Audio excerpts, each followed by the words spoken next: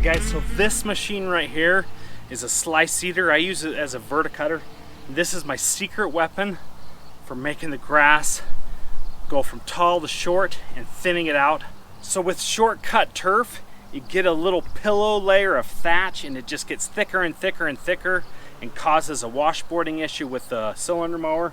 So this thing thins the turf out and gets that thick pillow out. So this thing's awesome. It's got these blades right here that just cut slits into the grass, and I love this thing. It's so dang sweet. So I just replaced these blades right here with brand new, fresh, clean blades. The other ones were quite worn down, and I'm going to see and try my luck with these blades. I hope I put these on right and they're spinning in the right direction. It needs to be cutting like this. So I'm going to start it up and see if it's spinning in the right direction.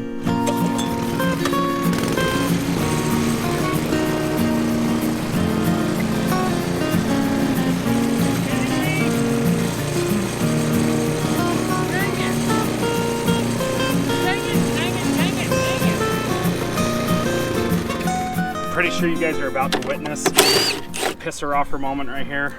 Just had this cover off about less than an hour ago, and I could have swore that I put the belt on correctly. And look, it's on. It's not on correctly. It needs to go like this, dang it. If you're trying to take your lawn from tall to short, you've got this pillow about this tall, about 1.5 inches of this crown thatchy layer that if you take your rotary mower right through it, it just turns this yellow and it's just nasty looking. So you got to get that out, and this is a great machine to do that. Either this or a traditional power rake thatch machine with a flail blade. So that would be a really good option. So I think we're ready to go. I'm gonna start tearing up this lawn. So I just turned on each zone of the sprinklers that cover this section of my lawn, and I sprayed and marked each one with this marking paint right here so I can know which heads to avoid and where they're located with my verticutter so I don't ruin them.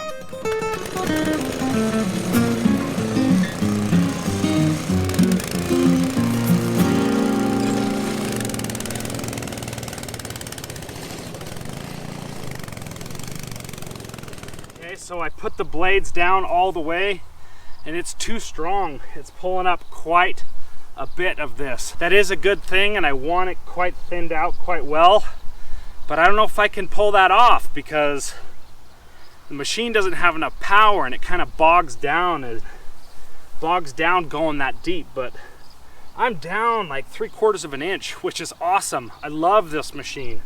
I love having the new blades to just tear this stuff up, and this is exactly what I want with this. So I raised the blade up. I want to try that and see if that's going to tear up a little bit less. I'm okay tearing up this amount of material, I just don't want to do it in one pass.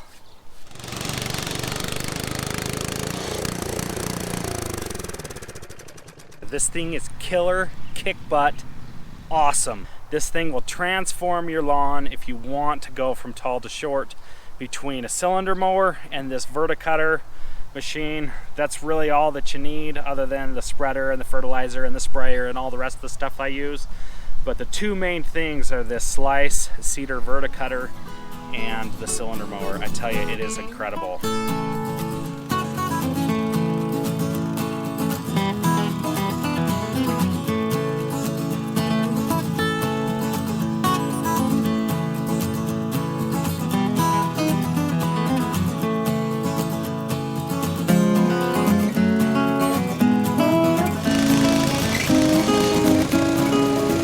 So I really love to use this machine because it pulls all of this organic material and this grass, just kind of thins it out.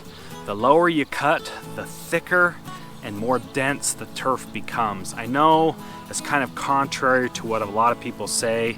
They say you need to mow tall so you can shade the seeds and save water and all that, and a lot of people will say if you mow short, you know, you're gonna scalp your lawn and a bunch of weeds will grow. But it's kind of not true, actually. So if you mow with the cylinder mower, the turf just gets dense and more dense and continues to just get thick and thick and thick. if you've got Kentucky bluegrass. I'm not so sure about the perennial rye, or maybe say like a fescue. A fescue you really couldn't cut this low, but with a perennial rye you can. Not sure if it's gonna thicken up with that, because that stuff doesn't tend to creep and spread.